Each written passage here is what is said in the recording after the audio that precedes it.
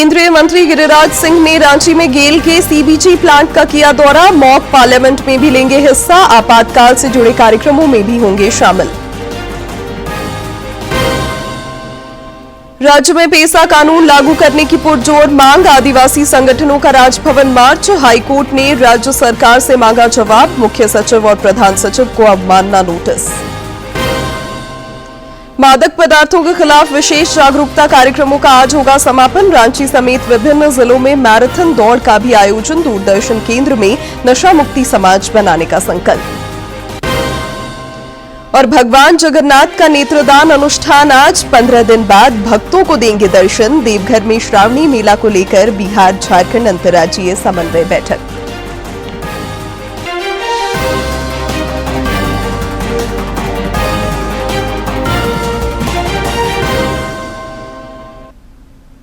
नमस्कार, खबरें झारखंड में आपका स्वागत है। मैं हूं शिवानी कुमारी और अब समाचार विस्तार से। प्रधानमंत्री नरेंद्र मोदी ने कल प्रगति की 48वीं बैठक की अध्यक्षता की। इस दौरान खनन, रेलवे और जल संसाधन जैसे क्षेत्रों पर चर्चा हुई। प्रधानमंत्री ने आकांक्षी जिलों में आदिवासी और सीमावर्ती क्षेत्रों में स्वास्थ्य सेवा को बेहतर बनाने की आवश्यकता पर बल दिया।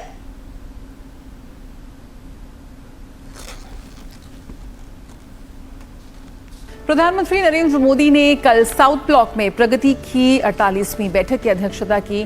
प्रधानमंत्री ने खनन, रेलवे और जल संसाधन क्षेत्रों में कुछ महत्वपूर्ण बुनियादी ढांचा परियोजनाओं की समीक्षा की। उन्होंने इस बात पर जोर दिया कि गरीब, हाशिए पर और वंचित आबादी के लिए गुणवत्तापूर्ण स्वास्थ्य सेवा तक समान पहुंच सुनिश्चित की जानी चाहिए। प्रधानमंत्री ने रक्षा क्षेत्र में आत्मनिर्भरता को बढ़ावा देने के लिए विभिन्न मंत्रालयों, विभागों और राज्यों और केंद्र शासित प्रदेशों द्वारा किए गए अनुकरणीय अभ्यासों की समीक्षा की। प्रधानमंत्री ने ऑपरेशन सिंदूर की सफलता का भी उल्लेख किया। रक्षा मंत्री राजनाथ सिंह चीन के किंगदाओ में एसएसओ रक्षा मंत्रियों की बैठक में शामिल हुए। इस दौरान उन्होंने भारत की आतंकवाद के खिलाफ जीरो टॉलरेंस की नीति से सभी को अवगत कराया। श्री सिंह ने कहा कि भारत आतंकवाद बर्दाश्त नहीं करेगा।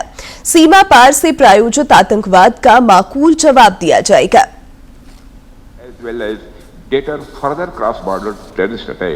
India on 7th May 2025 successfully launched Operation Sindoor to dismantle cross-border terrorist infrastructure.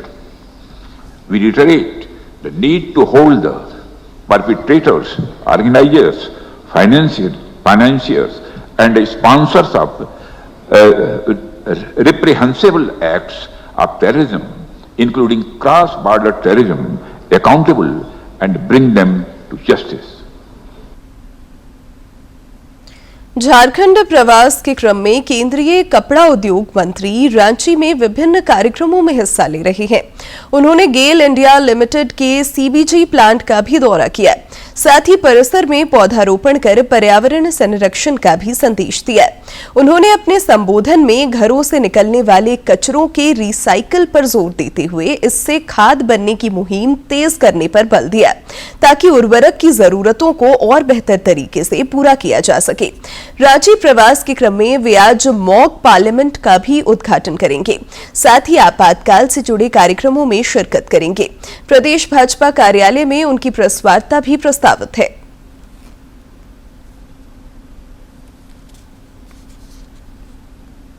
आज अर्थ सूट डे जो है वो जुलाई 31 है, अब अगस्त आए।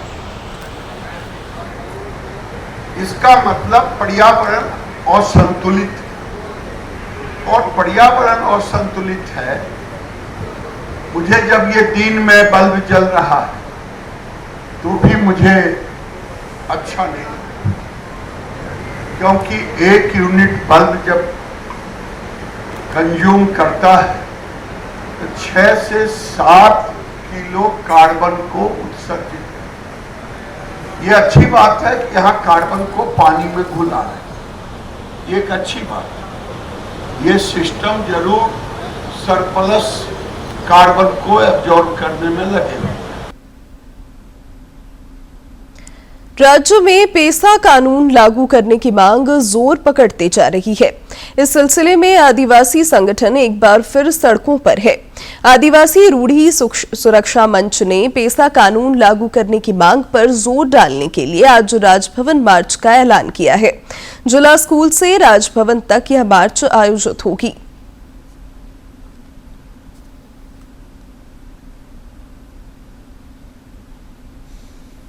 इधर पेसा कानून को लेकर झारखंड उच्च न्यायालय में दायर अवमानना याचिका पर भी सुनवाई हुई। अदालत ने इस मुद्दे पर राज्य की मुख्य सचिव और पंचायत राज विभाग के प्रधान सचिव को अवमानना नोटिस जारी किया है। याचिकाकर्ताओं की ओर से हाईकोर्ट को बताया गया है कि पिछले वर्ष 29 जुलाई को अदालत ने 2 महीने के अंदर पेसा कानून लागू करने की दिशा में आवश्यक कदम उठाने का निर्देश दिया था, जिसका अब तक पालन नहीं हुआ है। सुनवाई के दौरान मुख्य न्यायाधीश की अध्यक्षता वाली खंडपीठ की ओर से सरकार से पूछा गया कि आदेश के बाद भी राज्य में पेसा कानून लागू क्यों नहीं हुआ है। मामले की अगली सुनवाई 5 अगस्त को होगी। आपातकाल के 50 वर्ष पूरे हो चुके हैं। यह वो कालखंड था जब जनता की आवाज दबाने के लिए प्रेस की स्वतंत्रता पर भी कड़ा पहरा था।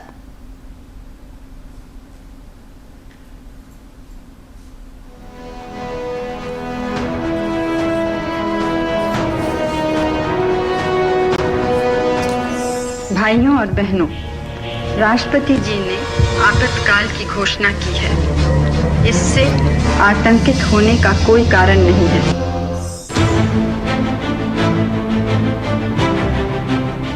तत्कालीन प्रधानमंत्री इंदिरा गांधी की ये आवाज सुनकर लोग स्तब्ध रह गए थे और ज्यादा जानकारी हासिल करने के लिए बेसब्री से अखबारों का इंतजार करने लगे। लेकिन आजाद हिंदुस्तान के इतिहास में वो पहला दिन था जब सरकार ने अखबारों को छपने नहीं दिया।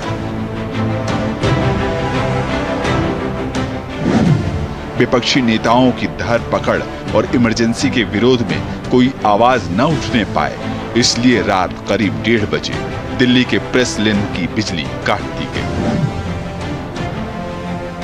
अखबारों के दफ्तर में अंधेरा छा गया।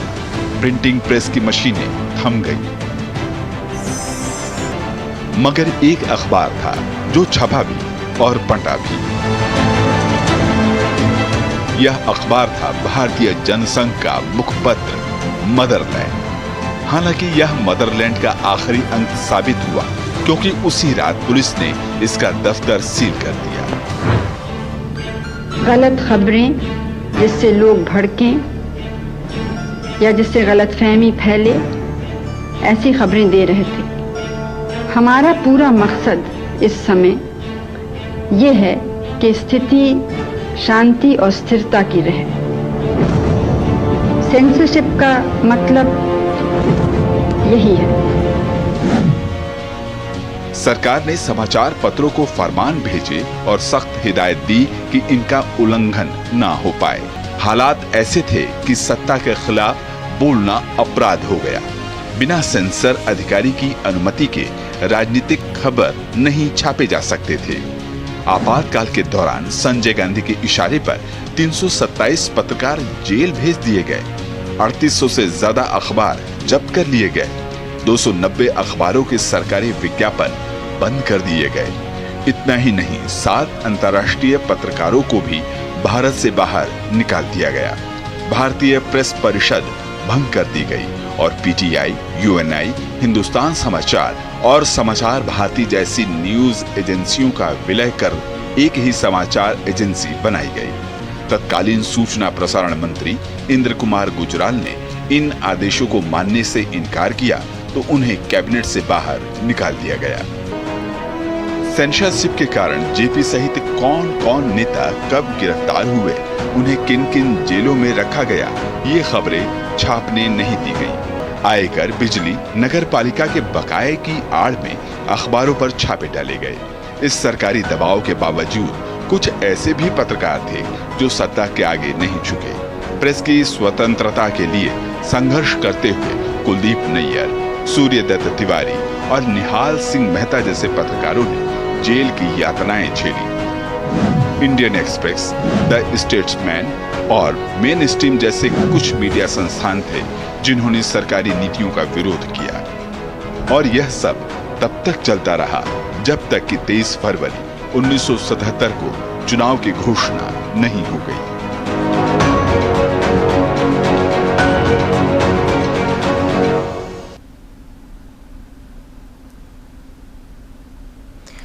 भारतीय इतिहास के काले अध्याय आपातकाल के जुल्म और जातियों से लोगों को अवगत कराने के लिए राज्य में विविध कार्यक्रमों का आयोजन किया जा रहा है।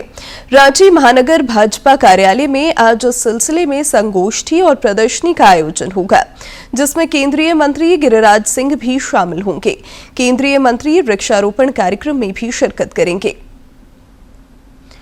आपातकाल में कई पत्रकारों और समाज सेवियों को यातनाएं झेलनी पड़ी। वरिष्ठ पत्रकार पद्मश्री बलबीर दत्त ने आपातकाल को भारतीय इतिहास का काला अध्याय करार दिया है। उन्होंने कहा कि सरकार ने इस दौरान प्रेस सेंसरशिप को हथियार की तरह इस्तेमाल किया।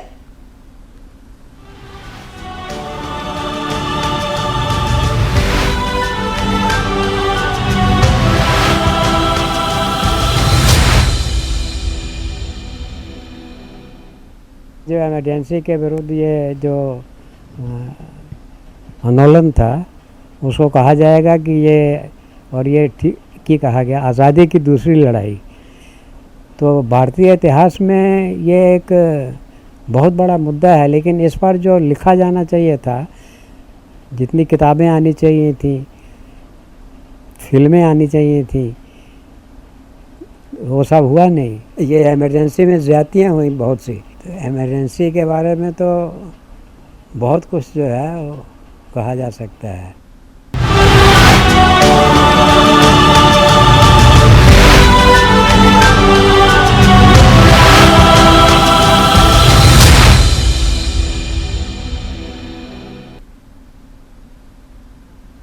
कृषि मंत्री शिल्पी नेहा तिर्की ने कल रांची में मत्स्य विभाग के कामकाज की उच्च स्तरीय समीक्षा की। इस दौरान उन्होंने तालाबों के जीर्णोद्धार को लेकर जरूरी निर्देश दिए। कृषि मंत्री ने मत्स्य बीज को बढ़ावा देने पर भी जोर दिया। साथ ही मत्स्य बीज उत्पादन की भी समीक्षा की। उन्होंने राज्य में मत्स्य फीड की आवश्यकता को देखते हुए सभी जिलों में फीड मिल स्थापित करने का प्रस्ताव तैयार करने की हिदायत दी। राज्य में सत्तारूढ़ गठबंधन में खींचतान जैसे हालात बनते दिख रहे हैं। झामुमो के केंद्रीय महासचिव सुप्रियो भट्टाचार्य के संथाल परगना के संबंध में दिए बयान पर कांग्रेस ने भी पलटवार किया है। पार्टी की ओर से कहा गया है कि ऐसे बयान गठबंधन की एकजुटता को नुकसान पहुंचा सकते हैं और विपक्ष को इसका फायदा मिल सकता है। गठबंधन के साथियों को ऐसे बयान देने से बचने की आवश्यकता है। मुख्य सचिव अलका तिवारी ने कल रांची में अधिकारियों के साथ बैठक कर जल जीवन मिशन के तहत हर घर नल जल योजना की स्थिति की समीक्षा की। इस दौरान उन्होंने जल जीवन मिशन के कार्यों में समन्वय पर जोर दिया। मुख्य सचिव ने उपायुक्तों को क्षेत्र भ्रमण करने के भी निर्देश दिए। गिरिडीह के 13 प्रखंडों में कार्यरत करीब 700 आउटसोर्सिंग स्वास्थ्य कर्मियों के आंदोलनरत रहने की वजह से स्वास्थ्य व्यवस्था चरमरा गई है। वे नियमित वेतन भुगतान समेत अन्य मांगों को लेकर प्रदर्शन कर रहे हैं। कर्मियों ने मांगे नहीं माने जाने की स्थिति में आंदोलन तेज करने की भी चेतावनी दी है। IPF में गड़बड़ी है बस इसी के लिए, और ये साफ सुथरी मांग है उसको लेके पूरा हो जाएगा तो हम लोग अपने आप हड़ताल खत्म कर देंगे, लेकिन पूरा हो तो पहले। और 2024 का पेमेंट मेरा 10 महीना का बाकी, 8 महीना का बाकी, और इधर जामताड़ा में साइबर अपराध के खिलाफ पुलिस का अभियान अनवरत जारी है। पुलिस ने छापेमारी कर गायछांद गांव से 2 साइबर अपराधियों को गिरफ्तार किया है। पुलिस अधीक्षक राजकुमार मेहता ने बताया कि इन अपराधियों के पास से करीब 25 लाख रुपए नगद समेत अन्य चीजें बरामद की गई हैं। पैसा की बंटवारा होने वाला है और ये साइबर क्राइम करता है। इस आलोक में छापेमारी की गई थी। हम लोग की एक पूरी टीम जो है इसके पीछे लगी हुई थी। रेड करने के उपरांत में जब हम लोग ने छानबीन किया तो इनके पास से हम लोगों को 25,20,000 रुपया रकम बरामद हुई है, जो कि सभी साइबर क्राइम से ही करके ये प्राप्त किए गए रकम है। इसके अलावा इनके पास से 10 मोबाइल बरामद हुआ है, 20 सिम कार्ड बरामद हुआ है, 5 एटीएम कार्ड है, चेकबुक है। इनके पास से एक लैपटॉप है और एक 4 पहिया वाहन भी इनके पास से बरामद हुआ है। अभी इनके जो अभियुक्त पकड़े गए हैं उनका नाम जो है वो प्रदीप कुमार मंडल और रघुवीर कुमार मंडल। इधर हजारीबाग में अपराधी बेखौफ नजर आ रहे हैं। सिकनी थाना क्षेत्र के पतरा पुल के समीप अपराधियों ने फायरिंग की, जिसमें 2 लोग घायल हो गए। फिलहाल दोनों इलाजरत हैं और पुलिस अपराधियों की गिरफ्तारी के लिए प्रयासरत है।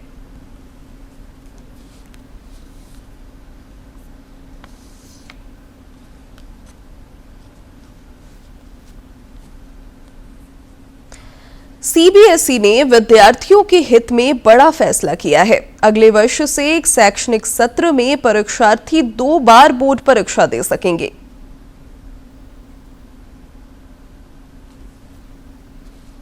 सीबीएसई शैक्षणिक सत्र 2026 से 10वीं की बोर्ड परीक्षा साल में 2 बार आयोजित की जाएगी। बोर्ड ने मानदंडों को मंजूरी दे दी है। अगले वर्ष से परीक्षा 2 चरणों में होगी। पहला चरण फरवरी में आयोजित किया जाएगा, दूसरा चरण मई में होगा। पहला चरण सभी छात्रों के लिए अनिवार्य होगा। यदि किसी छात्र के अंक पहले चरण में कम रह जाते हैं तो वह दूसरे चरण में अच्छा प्रदर्शन कर सुधार कर सकेगा। दोनों चरणों के परिणाम अप्रैल और जून में घोषित किए जाएंगे। ये निर्णय नई शिक्षा नीति के सिफारिशों के अनुरूप है। आपका पसंदीदा डीडी झारखंड नए तेवर और नए कलेवर के साथ आपके बीच है, ताकि पल पल की खबरें आप तक पहुंचे। आपका अपना पसंदीदा डीडी झारखंड, गांव से लेकर कस्बों और शहरों तक की है धड़कन। सटीक, विश्वसनीय और तेज खबरों का भी है आईना। राजनीति के मंच से सत्ता के गलियारों तक, खेत से खलिहान और मनोरंजन से इंफोटेनमेंट तक, खेल के मैदान से रंगमंच की खबरों तक, सब कुछ देखिए हमारे प्रादेशिक समाचार में हर रोज दोपहर 12:30, शाम 6:30 और 7:30 बजे, सिर्फ और सिर्फ डीडी झारखंड पर। नशा मुक्त समाज का संदेश देने के लिए राजधानी रांची समेत विभिन्न जिलों में आज मैराथन दौड़ का आयोजन हुआ। रांची के मोराबादी स्थित बिरसा मुंडा फुटबॉल स्टेडियम से एल्बर्ट एक्का चौक तक मैराथन दौड़ में समाज के विभिन्न वर्गों की भागीदारी दिखी। खेल मंत्री सुदिव्य कुमार ने प्रतिभागियों को सम्मानित कर उनका हौसला बढ़ाया और नशा मुक्त समाज के लिए सामूहिक प्रयास पर बल दिया।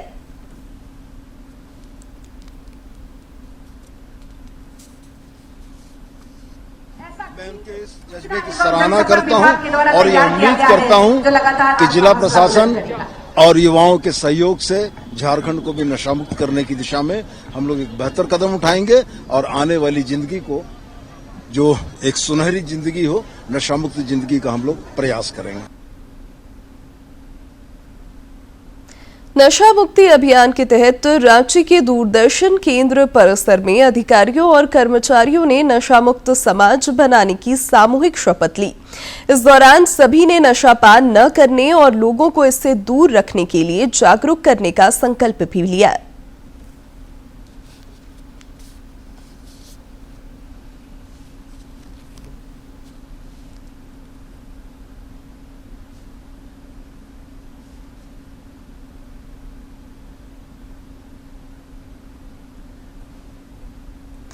मादक पदार्थों के खिलाफ राज्यव्यापी विशेष जागरूकता अभियान का आज समापन भी हो रहा है।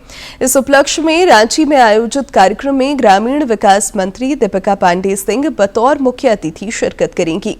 इस मौके पर register.jharkhand.gov.in वेबसाइट का लोकार्पण भी होगा। भारतीय अंतरिक्ष यात्री शुभांशु शुक्ला के ज्ञान का आज अंतरिक्ष में डॉकिंग होगा। शाम 4:30 बजे वे अपने साथी अंतरिक्ष यात्रियों के साथ इंटरनेशनल स्पेस सेंटर पहुंचेंगे, जहां वे 14 दिन गुजारेंगे। लगभग 28 घंटे की यात्रा के बाद एक्सियोम 4 मिशन को लेकर ड्रैगन अंतरिक्षयान भारतीय समय के मुताबिक आज शाम 4:30 बजे ISS पर डॉक करेगा। डॉकिंग का मतलब है कि ड्रैगन अंतरिक्ष यान का इंटरनेशनल स्पेस स्टेशन पहुंचने के बाद उससे जुड़ जाना। मिशन क्रू के चारों सदस्य इस दौरान 60 एक्सपेरिमेंट भी करेंगे। 14 दिन के दौरान शुभांशु शुक्ला और उनकी टीम भारतीय सुपर फूड जैसे मूंग और मेथी, अलगी और सूक्ष्म जीवों पर रिसर्च करेंगे। ये सभी प्रयोग भारत के वैज्ञानिकों ने तैयार किए हैं। साथ ही शुभांशु मानव शरीर पर अंतरिक्ष के असर को लेकर भी अध्ययन करेंगे। वे अपने साथ जॉय नाम का एक सफेद हंस जैसा खिलौना भी लेकर गए हैं, जो वहां शून्य गुरुत्वात्व वाले माहौल को दिखाने में मदद करेगा। वे इस मिशन के दौरान छात्रों और लोगों से जुड़ने के लिए बातचीत भी करेंगे। यह आज तक इंटरनेशनल स्पेस स्टेशन पर आयोजित सबसे अधिक शोध और विज्ञान से संबंधित गतिविधियां होंगी। राजधानी रांची समेत राज्य के विभिन्न जिलों में भगवान जगन्नाथ की रथ यात्रा को लेकर लगभग सभी तैयारियां पूरी कर ली गई है। श्रद्धालुओं की सेवा और सुरक्षा को लेकर प्रशासन भी तत्पर है। इधर आज शाम भगवान जगन्नाथ एकांतवास से बाहर निकलकर भक्तों को दर्शन देंगे। नेत्रदान को लेकर कई अनुष्ठान होंगे और शाम 5 बजे से रात 9 बजे तक भक्त उनके दर्शन और पूजन कर सकेंगे। कल रथ यात्रा का आयोजन होगा और भगवान जगन्नाथ अपने भाई बहन के साथ मौसी बाड़ी प्रस्थान करेंगे। विश्व प्रसिद्ध श्रावणी मेला की तैयारियों को लेकर देवघर के सर्किट हाउस में अंतर्राज्यीय समन्वय बैठक आयोजित की गई। इस बैठक में झारखंड और बिहार के वरिष्ठ प्रशासनिक एवं पुलिस पदाधिकारियों ने भाग लिया।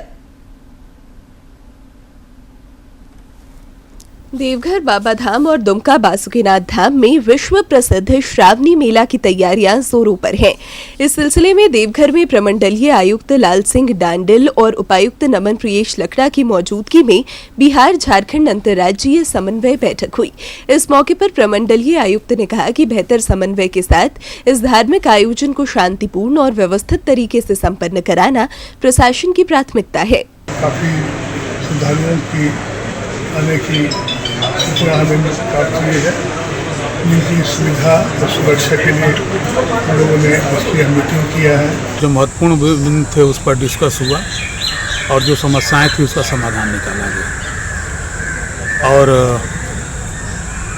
मैं चाहूँगा कि अधिक से अधिक जो है श्रद्धालु इस मेला में सम्मिलित हों और प्रशासन जो है इनको अच्छी सेवाएं दे सके। वहीं उपायुक्त नमन प्रियेश लकड़ा ने कहा कि जिला प्रशासन पूरी तत्परता से श्रावणी मेले की तैयारियों में जुटा है। श्रावणी मेला में आने वाले श्रद्धालुओं की सेवा और सुरक्षा का पूरा ध्यान रखा जाएगा।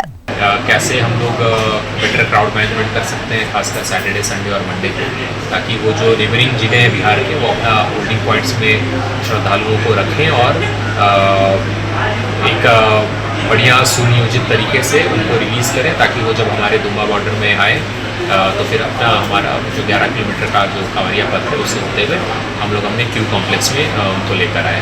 श्रावणी मेला में हर वर्ष लाखों की संख्या में कांवरिया बाबा धाम में जलार्पण के लिए पहुंचते हैं। ऐसे में उनकी सुविधा, सुरक्षा और सुगम यात्रा सुनिश्चित करने के विभिन्न पहलुओं पर बैठक में मंथन हुआ।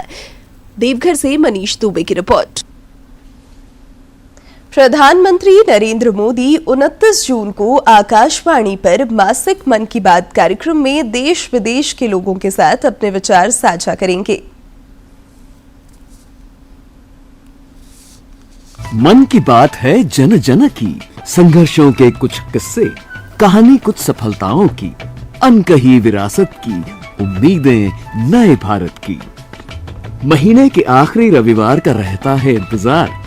मलयाचल के आंचल से विंध्याचल के आंगन तक, ब्रह्मपुत्र के घाट से हिमालय के विस्तार तक होती है मन की बात प्रधानमंत्री के साथ। तो सुनिए इस महीने 29 जून सुबह 11 बजे मन की बात आकाशवाणी और दूरदर्शन के सभी चैनलों पर और प्रसार भारती के OTT प्लेटफॉर्म वेव्स पर सजीव प्रसारण लाइव स्ट्रीमिंग के माध्यम से।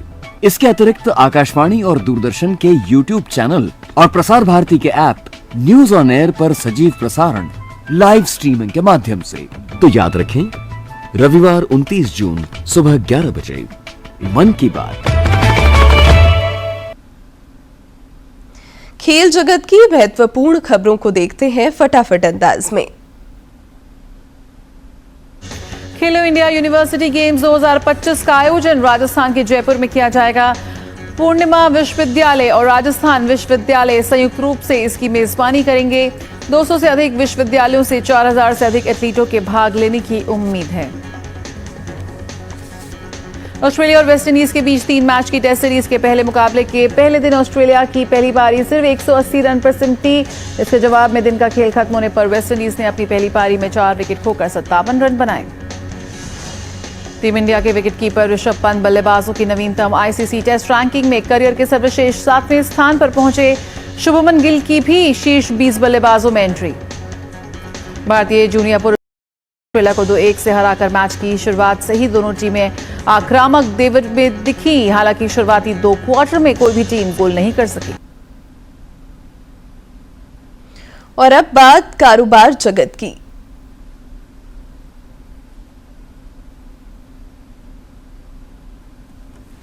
रेल मंत्री अश्विनी वैष्णव ने जगन्नाथ रथ यात्रा श्रद्धालुओं की सेवा में तत्पर रेलवे पर एक आलेख लिखा है। इस वर्ष के आंकड़ों के बारे में केंद्रीय मंत्री ने बताया कि जगन्नाथपुरी के लिए इस वर्ष 850 नियमित और 365 विशेष ट्रेन सेवाएं सहित कुल 1215 ट्रेन सेवाएं संचालित हैं। उन्होंने लिखा कि रथ यात्रा के दौरान तीर्थयात्रियों को सम्मान, सुविधा और सुरक्षा मिलेगी।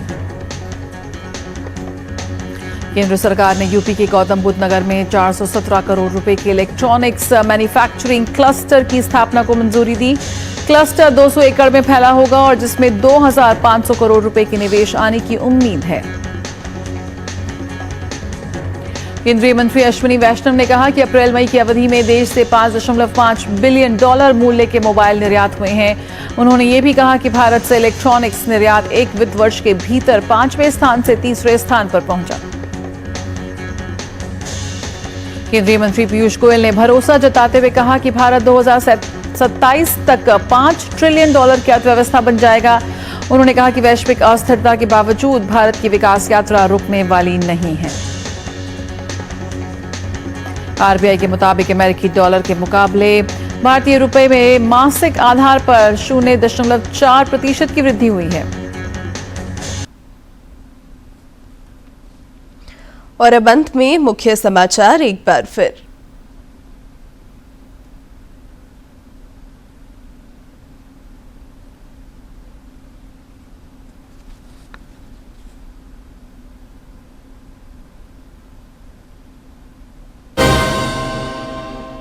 केंद्रीय मंत्री गिरिराज सिंह ने रांची में गेल के सीबीजी प्लांट का किया दौरा। मॉक पार्लियामेंट में भी लेंगे हिस्सा। आपातकाल से जुड़े कार्यक्रमों में भी होंगे शामिल। राज्य में पेसा कानून लागू करने की पुरजोर मांग। आदिवासी संगठनों का राजभवन मार्च। हाईकोर्ट ने राज्य सरकार से मांगा जवाब। मुख्य सचिव और प्रधान सचिव को अवमानना नोटिस। मादक पदार्थों के खिलाफ विशेष जागरूकता कार्यक्रमों का आज होगा समापन। रांची समेत विभिन्न जिलों में मैराथन दौड़ का भी आयोजन। दूरदर्शन केंद्र में नशा मुक्त समाज बनाने का संकल्प। और भगवान जगन्नाथ का नेत्रदान अनुष्ठान आज 15 दिन बाद भक्तों को देंगे दर्शन। देवघर में श्रावणी मेला को लेकर बिहार झारखंड अंतर्राज्यीय समन्वय बैठक।